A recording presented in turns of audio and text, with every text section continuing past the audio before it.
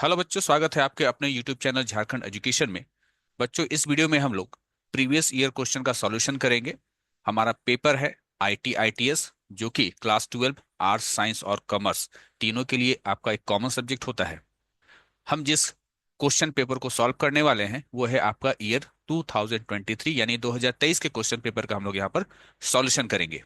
आपके question paper में दो पार्ट हैं, पार्ट ए और पार्ट बी। पार्ट ए जो है वो आपका एमसीक्यू बेस्ड क्वेश्चंस है। इसमें टोटल 15 यानी टोटल 15 क्वेश्चंस पूछे जाते हैं और प्रत्येक क्वेश्चन के लिए आपको एक अंक मिलता है अगर आप उस क्वेश्चन का आंसर सही देते हैं तो सबसे पहले हम लोग पार्ट ए के क्वेश्चंस का सॉल्यूशन करते हैं। आपकी सहूलियत के लिए मैंने आंसर को बोल्ड लेटर में पहले से ही लिख दिया है ताकि आपको आंसर आसानी से पता चल जाए। पहला क्वेश्चन है, we can find web page using. हम लोग वेब पेज को कैसे ढूंढते हैं? तो इसका उत्तर होगा यूनिफॉर्म रिसोर्स लोकेटर, जिसको शॉर्ट में हम लोग यूआरएल कहते हैं, इसके जरिए। क्वेश्चन नंबर 2 है, you can go to different pages of website by using its. आप किसी वेबसाइट के अन्य पेज में, है ना, कोई वेबसाइट है, उस वेबसाइट में बहुत सारे पेजेस होंगे, तो किसी वेबसाइट के अन्य पेज में जाने के लिए आप किसका इस्तेमाल करेंगे? तो इसका सही उत्तर होगा हाइपरलिंक।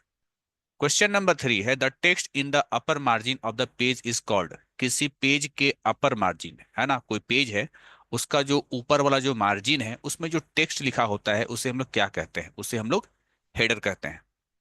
क्वेश्चन नंबर 4 है, web pages start with which of the following tags. अगर आप एचटीएमएल में कोई वेब पेज बनाते हैं तो सबसे पहला जो टैग होता है वो क्या होता है? इसका सही उत्तर है एचटीएमएल टैग होता है। Question number 5, a collection of web page is called. Web page के कलेक्शन को क्या कहते हैं? उसे हम लोग वेबसाइट कहते हैं। क्वेश्चन नंबर 6 है, H T M L stands for. H T M L का फुल फॉर्म आपको बताना है। इसका फुल फॉर्म होता है hyper text markup language. Question number 7 है, the full form of USB. USB का फुल फॉर्म क्या होता है ये आपको बताना है। इसका सही उत्तर है universal serial bus. Question number 8 है, a Microsoft window is a. Microsoft window क्या है? इसका सही उत्तर है कि माइक्रोसॉफ्ट विंडो एक ऑपरेटिंग सिस्टम है। Question number 9, what is the first step in the software development life cycle. Software development life cycle में सबसे पहला स्टेप क्या होता है? सही उत्तर है, इसका सही उत्तर है preliminary investigation and analysis. Question number 10 है, which of the following is evolved in the system planning and designing phase of the software development life cycle. यहां पर कह रहा है कि इनमें से कौन जो है शामिल होता है जब आप सॉफ्टवेयर डेवलपमेंट लाइफ साइकिल के तहत, जब आप सिस्टम को, है ना, प्लान या डिजाइन करते हैं। ठीक है, तो प्लानिंग और डिजाइनिंग फेज के दौरान कौन सा चीज इनमें से शामिल होता है? इसका जो सही उत्तर होगा वो होगा ऑल ऑफ दिस। ठीक है, सॉफ्टवेयर डेवलपमेंट लाइफ साइकिल में जब हम लोग सिस्टम प्लानिंग और डिजाइनिंग का काम कर रहे होते हैं उस वक्त इन सभी चीजों का आवश्यकता होता है। Question number 11, the process of developing a software product. जब हम लोग किसी सॉफ्टवेयर प्रोडक्ट को डेवलप करते हैं उस दौरान, है ना, उस प्रक्रिया में हम लोग सॉफ्टवेयर इंजीनियरिंग प्रिंसिपल और बहुत सारे मेथड्स का इस्तेमाल करते हैं। ठीक है, इसे क्या कहा जाता है? ध्यान से सुनना है। हम लोग किसी सॉफ्टवेयर प्रोडक्ट को डेवलप कर रहे हैं उस दौरान हम लोग सॉफ्टवेयर इंजीनियरिंग प्रिंसिपल और कुछ मेथड्स का इस्तेमाल करते हैं। तो यह प्रक्रिया क्या कहलाती है? इसे हम लोग क्या कहते हैं? इसे हम लोग कहते हैं सॉफ्टवेयर इंजीनियरिंग। क्वेश्चन नंबर 12 है, software bugs and failure is due to. Software में किसी प्रकार का बग यानी एरर या सॉफ्टवेयर में किसी प्रकार का फेलुअर किसके कारण आता है? इसका सही उत्तर होगा बोथ 1 और 2, यानी सॉफ्टवेयर डेवलपर के चलते भी और सॉफ्टवेयर कंपनीज के चलते भी। क्वेश्चन नंबर 13 है, what does DFD stands for. DFD का फुल फॉर्म आपको बताना है। सही उत्तर होगा data flow diagram. Question number 14 है, the process of finding and fixing bugs is termed as. हम लोग बग यानी एरर को ढूंढते हैं और उसको फिक्स करते हैं, ये क्या कहलाता है? ये कहलाता है डीबगिंग। तो देखिए, बग से जुड़ा हुआ शब्द है डीबगिंग। क्वेश्चन नंबर 15 है, what is the extension of Python file. Python में आप जो फाइल बनाते हैं या पाइथन में फाइल को बना के जब आप सेव करते हैं तो पाइथन फाइल एक्सटेंशन क्या होता है? सही उत्तर होगा डॉट पी वाई होता है। चलिए अब हम लोग पार्ट बी, जो कि हमारा है सब्जेक्टिव बेस्ड क्वेश्चंस, उसका सॉल्यूशन करते हैं। तो पार्ट बी में क्वेश्चंस को कुछ सेक्शन में बांटा गया है, जिसमें से सबसे पहला सेक्शन है वो है सेक्शन ए, जो कि है very short answer type questions. इसमें कुछ क्वेश्चंस पूछे गए हैं जिनमें से केवल आपको चार का ही उत्तर देना है, और प्रत्येक क्वेश्चन के आंसर के लिए आपको 1 अंक मिलेगा, इसलिए क्वेश्चन को बहुत शॉर्ट में लिखना है। सबसे पहला क्वेश्चन है व्हाट इज HTML। हालांकि मैंने इसके आंसर के लिए 4 पॉइंट्स लिखा है, क्योंकि ये क्वेश्चन 1 मार्क्स के लिए है, इसलिए आप इसको केवल 2 पॉइंट भी लिखेंगे तो आपका काम चल सकता है। लेकिन हाँ, अगर यही क्वेश्चन 2 मार्क्स में पूछा जाएगा तो आपको ये चारों पॉइंट्स लिखना चाहिए। तो यहाँ पर HTML क्या है? पहला तो हम लोग इसका फुल फॉर्म लिखेंगे कि HTML stands for hyper text markup language. दूसरा point, HTML is the standard markup language. यह एक स्टैंडर्ड मार्कअप लैंग्वेज होता है जिसका इस्तेमाल हम लोग वेब पेज को क्रिएट करने के लिए करते हैं। HTML describes the structure of a web page. किसी वेब पेज का जो स्ट्रक्चर होता है उसको डिस्क्राइब करता है, उसका वर्णन करता है हमारा HTML। और अगला पॉइंट है HTML elements tells the browser how to display the content. हमारा जो HTML एलिमेंट है, बेसिकली यहाँ टैग के बारे में बात हो रहा है, HTML में जो टैग होते हैं उसके बारे में बात हो रहा है। HTML elements tells the browser, ये वेब ब्राउजर को ये बताता है कि जो भी कंटेंट है उसको डिस्प्ले कैसे करना है ना, वेब ब्राउजर पर उसको डिस्प्ले कैसे करना है, ये हमारा HTML के एलिमेंट्स बताते हैं। क्वेश्चन नंबर 2 है व्हाट इज कीवर्ड आर्गुमेंट्स। ये पाइथन प्रोग्रामिंग में फंक्शन चैप्टर से या फंक्शन टॉपिक से रिलेटेड है, तो इसलिए जिनको फंक्शन का जानकारी है उसको ये चीज समझ में आएगा, अन्यथा नहीं आएगा। इसका आंसर क्या है बता दे रहा हूं। इन पाइथन, पाइथन में क्या होता है, keyword arguments are a way to pass value to a function. Keyword argument एक तरीका होता है फंक्शन में वैल्यू को पास कराने का। ठीक है, किसी फंक्शन में हम लोग वैल्यू पास अगर करा रहे हैं तो वैल्यू पास कराने का एक तरीका होता है keyword arguments. Using the names और की, हम लोग वैल्यू पास कराने के लिए नेम या की का इस्तेमाल करते हैं। ठीक है, of the parameters instead of just their position. हम लोग पोजीशन का इस्तेमाल ना करते हुए हम लोग नेम या की का इस्तेमाल करते हैं वैल्यू को पास कराने के लिए। ठीक है, अगला क्वेश्चन है how to add images in HTML। HTML में इमेज कैसे ऐड करते हैं? यहाँ बताया गया है कि इन HTML में we can add images using the IMG tag. HTML में इमेज को ऐड करने के लिए हम लोग IMG टैग का इस्तेमाल करते हैं। The IMG tag has two required attribute. जो आपका IMG टैग होता है इसमें 2 एट्रीब्यूट होते हैं। पहला है SRC, जो कि ये स्पेसिफाई करता है कि इमेज का पाथ क्या है, यानी इमेज कहाँ से लिया जाएगा। ठीक है, साथ ही साथ उसमें आपका उस इमेज फाइल का नाम भी होता है। सेकंड है alt, specifies an alternate text for the image. Image के लिए अल्टरनेट टेक्स्ट आपको जो है आपको ये मुहैया कराता है ऑल्ट। बात करें इसके सिंटेक्स की, तो सिंटेक्स कुछ इस तरीके से होता है। यहाँ पर जैसे टैग हम लोग लिखते हैं 2 एंगल ब्रैकेट के बीच में, वैसे ही यहाँ पर लिखा गया है ना। IMG SRC is equal to URL। URL का मतलब हो गया उस फाइल का पाथ, कि वो फाइल, वो इमेज फाइल कहाँ है, साथ ही साथ उसका नाम भी। Alt is equal to alternate text. यहाँ जो कुछ भी लिखा हुआ है इसके बदले आप कुछ भी लिख सकते हो। जैसे मान लीजिए आप एक इमेज ग्लोब का या अर्थ का आप एक इमेज इंसर्ट कर रहे हैं अपने वेब पेज में, तो आप यहाँ पर ऑल्ट में यहाँ पर लिख दीजिए अर्थ। जिससे क्या होगा, जब आप माउस के पॉइंटर को ले जाते हैं कहाँ, उस इमेज के ऊपर, तो छोटे अक्षरों में यहाँ पर अर्थ लिखा हुआ दिखाई देगा, पॉइंटर ले जाते हैं तब। नाउ क्वेश्चन नंबर 4 है what does the expression 2 + 3 × 4 results in the value 14। ठीक है, व्हाट नहीं, वाई यहाँ लिखा हुआ, why does the expression 2 + 3 × 4 results in the value 14 and not the 24। ये क्वेश्चन बड़ा अजीबोगरीब पूछा था। यहाँ पर 24 तो नहीं, यहाँ पर 20 लिखा जाना चाहिए था मेरे ख्याल से, लेकिन खैर कोई बात नहीं। क्वेश्चन ये कह रहा है ना कि इसको सॉल्व करने पर, है ना, इसको सॉल्व करने पर, पाइथन प्रोग्रामिंग के बारे में बात हो रहा है कि इसको सॉल्व करने पर हमको 14 ही क्यों मिलता है, हमको 24 क्यों नहीं मिलता है। हालांकि यहाँ पर 20 होना चाहिए था। 14 ही क्यों मिलता है, 20 क्यों नहीं मिलता है? देखिए, ये 14 और 20 हम क्यों कह रहे हैं समझिए। 2 + 3, इंटू 4। ठीक, मान लीजिए किसी ने पहले जोड़ दिया, तो 2 3 कितना हो गया, 5 हो गया, गुना 4 तो कितना हो गया, 20। लेकिन ऐसा भी तो हो सकता है कि पहले गुना कर दें, तो 2 जोड़ 12। ठीक, 12 और 2 कितना होता है, 14 होता है। तो आपका क्वेश्चन तो एक ही है, लेकिन सॉल्यूशन करने का तरीका अलग है, जिसके चलते आपको अलग अलग आंसर आ रहा है। 20 भी आ रहा है और 14 भी आ रहा है, लेकिन कहता है कि पाइथन जो है वो 14 ही देगा, 20 नहीं देगा। क्यों? इसका उत्तर ये है कि जैसे हम लोग साधारण जब गणित पढ़ते हैं तो उसमें एक बोर्ड मास का रूल होता है। ठीक, उसी तरीके से जो आपका पाइथन प्रोग्रामिंग है ना, उसमें भी उसका अपना बोर्ड मास चलता है, जिसको हम लोग ऑपरेटर प्रेसिडेंस कहते हैं। ठीक है, और पाइथन के अनुसार पहले काम मल्टीप्लिकेशन का होता है और उसके बाद एडिशन का होता है। और इसी नियम के चलते पहले जो है इन संख्या के बीच में 3 और 4 के बीच में गुना किया गया, जो रिजल्ट आया उसको 2 के साथ जोड़ दिया गया।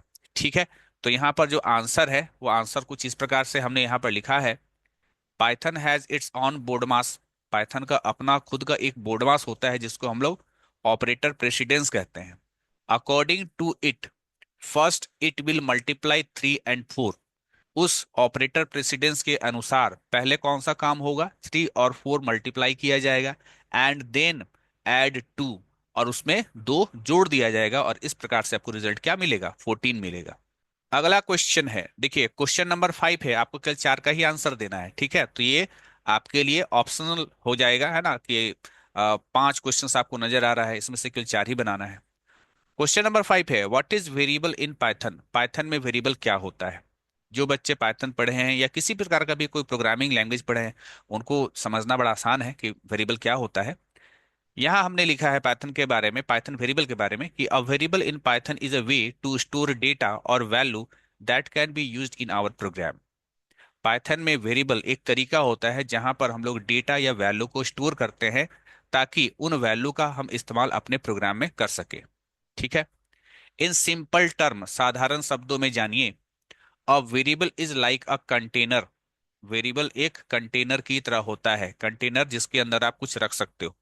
तो variable is a like a container that holds information.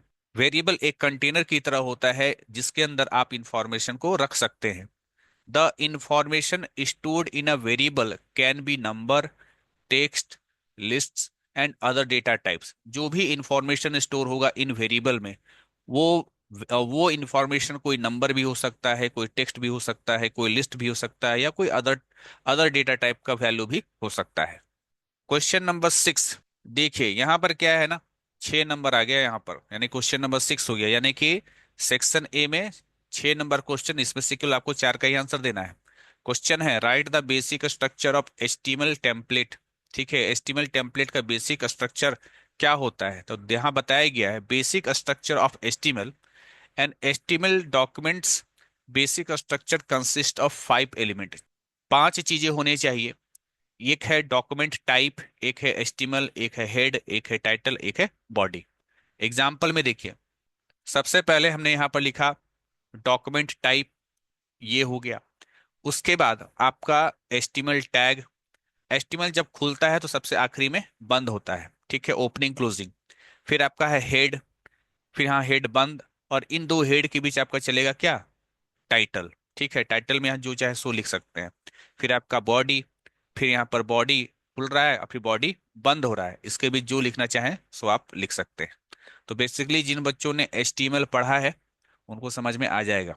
अब बात करते हैं हम लोग सेक्शन बी का। सेक्शन बी में आपको केवल 2 क्वेश्चन का आंसर देना है। ठीक है, केवल 2 का, और प्रत्येक क्वेश्चन कितने अंक का होगा, 3 अंक का होगा। ठीक है, तो सिक्वेंसली बढ़े, क्वेश्चन नंबर 6 तक जो था वो सेक्शन ए का क्वेश्चन था, और क्वेश्चन नंबर 7 से जो है ये हमारा हो जाएगा सेक्शन बी का क्वेश्चन, जो कि है हमारा short answer type question. Question क्या है, what are the advantages of SRS, यानी सॉफ्टवेयर रिक्वायरमेंट स्पेसिफिकेशन, इसके एडवांटेजेस क्या है? सॉफ्टवेयर इंजीनियरिंग टॉपिक से ये क्वेश्चन है।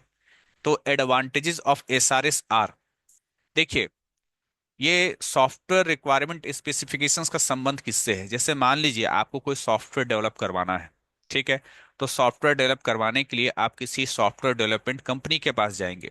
पहले तो आपको रिक्वायरमेंट बताना पड़ेगा ना कि आपको किस प्रकार का सॉफ्टवेयर बनाना है। तो उसी से संबंधित यहाँ पर बात हो रहा है कि सॉफ्टवेयर रिक्वायरमेंट स्पेसिफिकेशंस, इसके क्या एडवांटेजेस है। जब आप जाएंगे अपना सॉफ्टवेयर बनवाने के लिए किसी कंपनी के पास, तो आप उसको बताएंगे, अपना रिक्वायरमेंट्स बताएंगे, अपने रिक्वायरमेंट्स को स्पेसिफाई करेंगे कि हाँ मेरा ये ज़रूरत है मेरे सॉफ्टवेयर के लिए, इस प्रकार का सॉफ्टवेयर बना दो। तो इसका एडवांटेज क्या है? पहला, it provides client a satisfaction as this is the first response to the client. देखिए, मान लीजिए मुझको एक सॉफ्टवेयर बनाना है और मैं सबसे पहले जाता हूं किसी कंपनी को और कॉल करता हूं।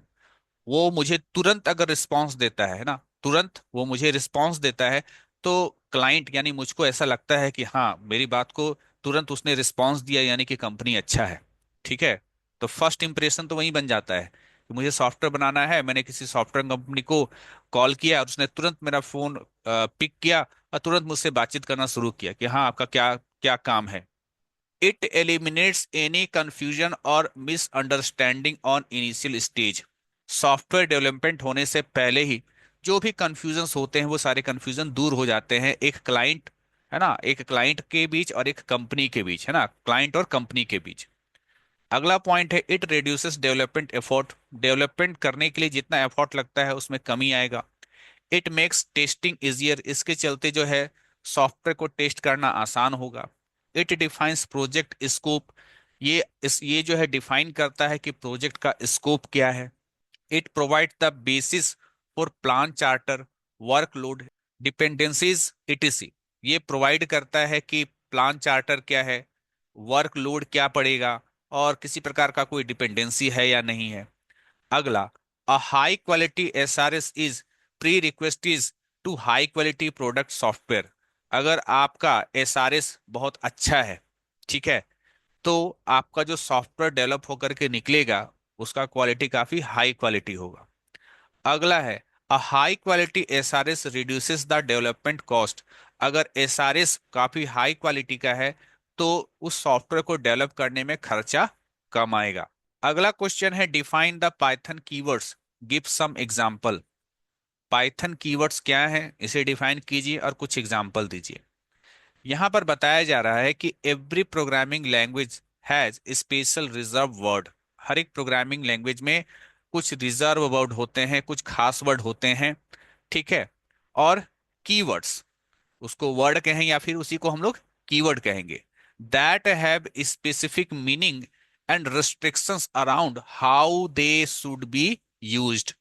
यहाँ पर कहा जा रहा है कि प्रत्येक प्रोग्रामिंग लैंग्वेज में कुछ स्पेशल रिजर्व वर्ड होते हैं या कीवर्ड होते हैं जिसका खास मीनिंग बतलाया गया होता है। साथ ही साथ रिस्ट्रिक्शंस भी बतलाए गए होते हैं कि इसका इस्तेमाल किस प्रकार से किया जा सकता है और किस प्रकार से इसका इस्तेमाल नहीं किया जा सकता है। रिस्ट्रिक्शन का मतलब किस प्रकार से आप उसका इस्तेमाल नहीं कर सकते हैं। इन पाइथन, पाइथन में, in Python programming language, there are also a set of predefined words called keywords। Python में भी, चूंकि Python भी एक प्रोग्रामिंग लैंग्वेज है, तो Python प्रोग्रामिंग लैंग्वेज में भी कुछ प्री डिफाइंड वर्ड्स हैं, पहले से डिफाइन किए गए या पहले से रिजर्व किए गए कुछ वर्ड्स हैं जिसको हम लोग कीवर्ड्स कहते हैं। एग्जाम्पल, कुछ वैल्यू कीवर्ड्स होते हैं जैसे कि ट्रू, फॉल्स, नन्स। कुछ ऑपरेटर से संबंधित कीवर्ड्स होते हैं जैसे एंड और नॉट, इन, इज। कुछ कंट्रोल फ्लो कीवर्ड्स होते हैं जैसे इफ, एलिफ, एल्स। कुछ इटरेशन वाले कीवर्ड्स होते हैं जैसे for, while, break, continue, else. कुछ स्ट्रक्चर कीवर्ड होते हैं जैसे def, class, with, as, pass, lambda. कुछ रिटर्निंग कीवर्ड्स होते हैं जैसे रिटर्न या यील्ड। कुछ इंपोर्ट कीवर्ड्स भी होते हैं जैसे इंपोर्ट, फ्रॉम और एज। अब देखिए, ये जितना भी मैंने कुछ बताया है ना, पाइथन में जो प्रोग्रामिंग करते हैं उनको सब समझ में आता है कि इन सभी का मतलब क्या है। क्वेश्चन नंबर 9, याद रखिएगा सब 3 नंबर के लिए, इसलिए आंसर थोड़ा सा बड़ा लिखना है थोड़ा सा। What are the features of HTML? HTML के फीचर्स क्या हैं? ठीक है, मैंने पॉइंट वाइज यहाँ पर आपको बताया है। इजी टू लर्न, ठीक है, HTML को सीखना बड़ा आसान है। ठीक है। तो HTML has a simple syntax, syntax मतलब रूल होता है, तो HTML लैंग्वेज का बहुत ही सिंपल रूल्स होता है, making it easy for beginners to learn and use. इसलिए कोई भी बिगनर्स, कोई भी बड़ा आसानी से इस HTML को सीख सकता है। अगला है structure web pages. HTML helps organize content on web pages using element like heading, paragraph, list and link। HTML आपको हेल्प करता है कि वेब पेजेस में इंफॉर्मेशन को ऑर्गेनाइज करके आप दिखा सकते हैं। इसके लिए आप इस्तेमाल करते हैं कुछ एलिमेंट का, जैसे हेडिंग का, पैराग्राफ्स का, लिस्ट का, लिंक का। इसके जरिए जो है एचटीएमएल में आप अपने कंटेंट को काफी ऑर्गेनाइज करके डिस्प्ले करवा सकते हैं। अगला है text formatting. We can format text using a tag like, जैसे बोल्ड है, इटैलिक है, अंडरलाइन है। ऐसा करके जो भी टेक्स्ट होगा ना, उसके साथ हम लोग फॉर्मेटिंग कर सकते हैं। एंड मोर टू बोल्ड, इटैलिकाइज और अंडरलाइन टेक्स्ट। अगला पॉइंट है लिंक्स। ठीक है, ये भी फीचर है एचटीएमएल का। HTML allows us to create a hyperlink using a tag, है ना, using the a tag। HTML आपको अलाउ करता है कि आप a टैग का इस्तेमाल करके हाइपरलिंक बना सकें। लिंकिंग टू अदर पेज और वेबसाइट, ये हाइपरलिंक बना करके आप किसी दूसरे पेज के साथ उसको जोड़ सकते हैं, या किसी दूसरे वेबसाइट के साथ हम लोग जुड़ सकते हैं। अगला है images. We can display images using IMG tag. IMG tag का इस्तेमाल करके हम लोग जो है अपने वेब पेज में, है ना, HTML की सहायता से इमेज को डिस्प्ले करवा सकते हैं। मेकिंग वेब पेज मोर इंटरैक्टिव, है ना। इससे क्या होगा कि हमारा जो, तो इंटरैक्टिव मतलब जिससे आप बहुत आसानी से जुड़ सको। तो इमेज का अगर इस्तेमाल करेंगे हम लोग अपने वेब पेज में, तो एक यूजर बड़ा जल्दी जो है आपके वेबसाइट से क्या होता है, इंटरेक्ट होता है। तो इंटरैक्टिव हो गया। Multimedia support. HTML supports embedding audio and video file using the audio and video tag। Audio और वीडियो टैग का इस्तेमाल करके हम ऑडियो और वीडियो को अपने वेब पेज में इम्बेड कर सकते हैं, यानी इंक्लूड कर सकते हैं, यानी शामिल कर सकते हैं। अगला है हमारा forms. HTML allows us to create forms for user input with tag like form, input, है ना, text area, button, etc। तो HTML में, है ना, हमारे पास कुछ टैग मिलते हैं, जैसे फॉर्म है, इनपुट है, टेक्स्ट एरिया, बटन। इसकी सहायता से हम लोग फॉर्म बना सकते हैं। जैसे आप लोग देखते होंगे ना कि ऑनलाइन फॉर्म भरता है लोग, एडमिशन फॉर्म वगैरह, तो वो फॉर्म कैसे बनता है? वो फॉर्म इसी फॉर्म टैग या इनपुट टैग या टेक्स्ट एरिया, इन्हीं की सहायता से बनता है। अगला है feature table. We can create tables to display data neatly with the table, TR, TD and TH tag. तो हम लोग जो है HTML में टेबल बना सकते हैं, जिससे हम अपने डेटा को बड़ा साफ सुथरा दिखा सकते हैं। और इसके लिए कौन कौन सा टैग होता है? तो टेबल है, TR है, TD है, TH है। अगला है list. HTML supports ordered and unordered list to organize information. HTML हम लोग को सपोर्ट देता है ऑर्डर्ड लिस्ट को और अनऑर्डर्ड लिस्ट को दिखाने के लिए, जिससे हम अपने इंफॉर्मेशन को बड़े अच्छे तरीके से ऑर्गेनाइज करके दिखा सकते हैं। नेक्स्ट है responsive design. HTML work with CSS to create responsive website that adapt to different screen sizes, that is mobile, tablet, desktop. यानी सी HTML को हम लोग CSS के साथ मिला करके कुछ ऐसे भी वेबसाइट बना सकते हैं जो कहीं भी, है ना, मोबाइल के लिए अलग ढंग से आपको दिखेगा, टैबलेट में आपका वेबसाइट अलग ढंग से दिखेगा, और डेस्कटॉप में आपका जो है अलग ढंग से दिखेगा। ठीक है। तो यहाँ पर मैंने बहुत सारे पॉइंट्स यहाँ पर लिखे हैं। ठीक है। एटलीस्ट कम से कम 5 पॉइंट आप जरूर लिखना। इनमें से केवल 5 पॉइंट याद रख लेना जो आपको याद करने में आसानी हो सकता था कि कुछ पॉइंट आपको याद ना हो पाए, इसलिए मैंने यहाँ पर पूरा लिस्ट दे दिया है। इनमें से केवल 5 पॉइंट ही आप केवल याद रखना। अगला क्वेश्चन है, what is the difference between HTML elements and tag. HTML element और टैग में क्या डिफरेंस है? तो यहाँ पर मैंने टैग को पहले लिखा है और एलिमेंट के बारे में मैंने बाद में बताया है। ठीक। देखिए HTML टैग के बारे में, it consist of opening bracket and a closing bracket. Opening bracket और क्लोजिंग ब्रैकेट जो है इसमें आप इस्तेमाल करते हैं। और HTML एलिमेंट किसको कहा जाता है? इसमें क्या होगा, एक स्टार्टिंग टैग होगा, ठीक है, इसमें जो है कंटेंट होगा, और इसमें इंड टैग होगा। बेसिकली ऐसे समझो, जैसे मैंने लिखा है यहाँ पर, टैग का बता रहा हूँ, HTML, बस ओपनिंग और क्लोजिंग यही कह रहा है ना, ओपनिंग ब्रैकेट और क्लोजिंग ब्रैकेट। ठीक। जब हम एलिमेंट के बारे में कहते हैं तो एलिमेंट टैग से मिलके बनता है। जैसे अभी आपने क्या देखा कि ये आपका एक टैग है। अब एलिमेंट किसको कहेंगे? जैसे मैंने अगर लिखा है यहाँ पर बॉडी, ये एक टैग है लेकिन ये ओपनिंग टैग है। फिर यहाँ पर फिर मैंने लिखा फिर से बॉडी, और यहाँ स्लैश लगा दिया इस तरीके से। तो यहाँ पर क्या कह रहा है, स्टार्टिंग टैग और एंड टैग, तो ये स्टार्टिंग टैग हो गया, ये एंड टैग हो गया। और कंटेंट, इसके बीच में जो चीज लिखा जाएगा वो क्या कहलाएगा, कंटेंट कहलाएगा। इधर हमने जो है एलिमेंट के बारे में बताया है और इधर हमने टैग के बारे में बताया है। अगला, usually consist of reserve keywords that have a unique meaning. Generally हम लोग यहाँ पर कुछ रिजर्व कीवर्ड का इस्तेमाल करते हैं जिसका कुछ मीनिंग होता है। जैसे अगर हम लिख दें बी और इस तरीके से, तो समझ में आता है बी मतलब बोल्ड है ना। यहाँ कह रहा है कि it consist of generalize component that user want to display on their HTML page. यहाँ पर क्या होता है कि कुछ ऐसे कंपोनेंट होंगे जिसको आप अपने एचटीएमएल पेज पर दिखाना चाहते हैं, ठीक है। Again, they can not be nested, ये नेस्टेड नहीं हो सकता है। दे कैन बी नेस्टेड, ये नेस्टेड हो सकता है। Now section C, section C है long answer type questions. Basically यहाँ पर आपको करना क्या है, केवल आपको एक क्वेश्चन का ही आंसर देना है और उस क्वेश्चन के आंसर के लिए आपको कितने मिलेंगे अंक, 5 अंक मिलेंगे, 5 मार्क्स मिलेंगे। जैसे यहाँ पर मैंने बताया, explain the component of SRS. SRS का जो है कंपोनेंट के बारे में लिखिए, ठीक है। The software requirement specification is a document that describes the requirement of software system. Software system के लिए क्या रिक्वायरमेंट है उसको बताने के लिए एक डॉक्यूमेंट होता है हमारा SRS. Here are the main components of an SRS explained in simple term. हमने साधारण शब्दों में समझाया है कि जो एसआरएस होता है ना, इसके कौन कौन से कंपोनेंट होते हैं। तो पहले आपका एसआरएस का इंट्रोडक्शन होगा। This section provides an overview of software, it purpose and the goal of the system. ये जो आपका इंट्रोडक्शन वाला सेक्शन है ना, ये आपके सॉफ्टवेयर का एक ओवरव्यू बताएगा कि आप किस प्रकार का सॉफ्टवेयर डेवलप करना चाहते हैं, आपके सॉफ्टवेयर का पर्पस क्या है, ठीक है। उसका जो है आपके सॉफ्टवेयर का गोल क्या है, ये सब कुछ। सेकंड है system overview, describe the general idea of the software. Software का जनरल आइडिया को डिस्क्राइब करेगा, including what it will do and its major feature. इसमें ये शामिल होगा कि ये आपका सॉफ्टवेयर क्या करेगा और इसके मेजर फीचर्स क्या होंगे। अगला पॉइंट है फंक्शनल रिक्वायरमेंट्स। फंक्शनल रिक्वायरमेंट्स का मतलब यहां देखिए बताया गया है कि list the actions the software should perform.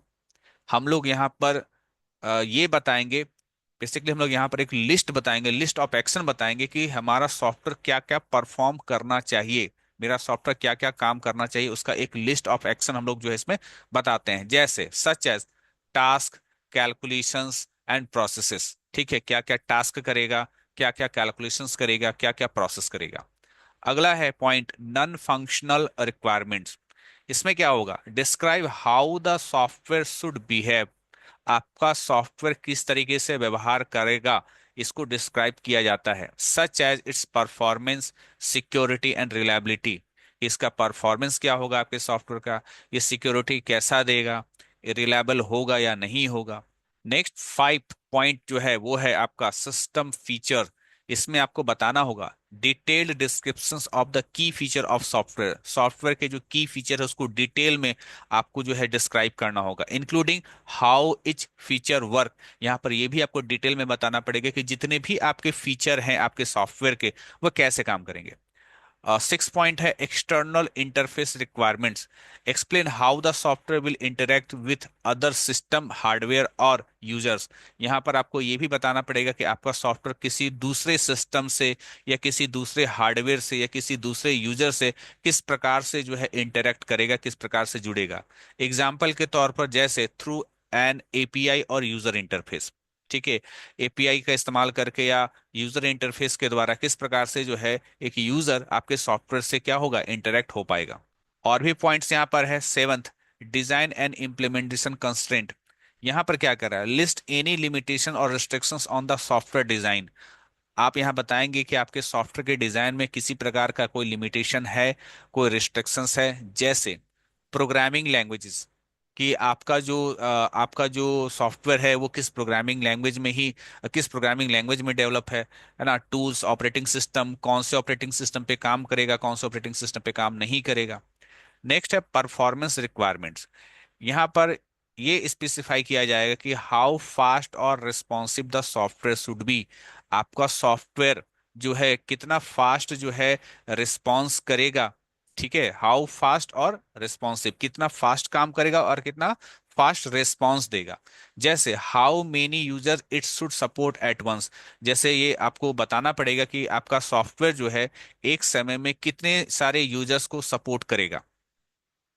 Next है security requirements, describes the security needs such as protecting data and ensuring authorized access. यहाँ पर आपको बताना पड़ेगा सिक्योरिटी के बारे में कि आपका जो सॉफ्टवेयर है किस प्रकार से डेटा को प्रोटेक्ट करके रखेगा और किस प्रकार से इंश्योर करेगा कि जो ऑथराइज्ड लोग हैं वही आपके सॉफ्टवेयर को एक्सेस कर पाएंगे, कोई और इसको एक्सेस ना कर पाएगा।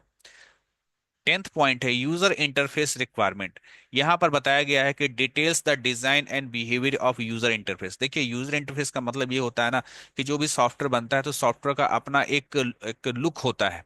जैसे अगर हम लोग कहें कि फेसबुक है या हम लोग कहें कि आपका यूट्यूब है, तो उसका जो लुक कैसा है, उसका यूजर इंटरफेस कैसा है, ठीक है, उसके बारे में यहाँ पर बात हो रहा है। Including how users will interact with the software, यहाँ पर आपको ये भी शामिल करना पड़ेगा कि किस प्रकार जो यूजर जो है आपके सॉफ्टवेयर के साथ इंटरेक्ट हो पाएंगे। तो काफी लंबा इसका आंसर है। इसमें भी कम से कम 5 से 6 पॉइंट आप जो है चाहे तो लिख सकते हैं, 5-6 पॉइंट भी लिख देंगे तो आपको मार्क्स मिल जाएगा।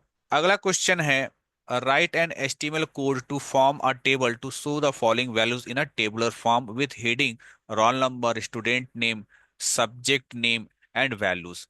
यहाँ पर कहा गया है कि एक टेबल बनाइएगा, उस टेबल में हेडिंग होगा role number, student name, subject name और वैल्यू, और क्या क्या डेटा उसमें स्टोर करना होगा। जैसे कि आप रोल नंबर यहाँ तो दिया हुआ नहीं है लेकिन रोल नंबर अपनी मर्जी से स्टोर करवा लेना, स्टूडेंट का नाम होगा, उसका सब्जेक्ट होगा, उसका वैल्यू होगा, है ना। तो ये 3 रिकॉर्ड आपको स्टोर करना है। कुल मिला करके हम लोग ऐसा जो है आउटपुट चाह रहे हैं, हम लोग चाह रहे हैं कि एक ऐसा टेबल बना हुआ मिले, लेकिन किसकी मदद से, HTML कोड की मदद से।